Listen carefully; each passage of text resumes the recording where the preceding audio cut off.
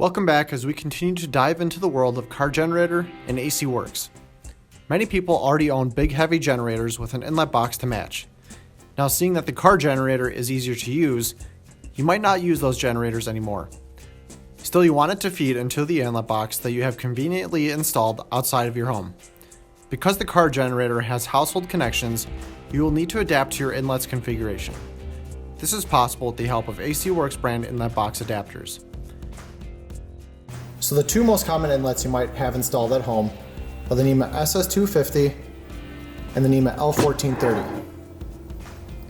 And in order to get down to the household connection that you need for a CarGenerator, you need to adapt down.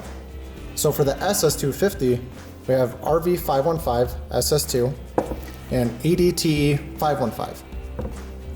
They're pretty much the same adapter, just one has the ring already on it, the other one has it detached. Pretty much just depends on the inlet that you have. So for this one, you can use the ring. And just gets popped in like that, and then lock the ring securely.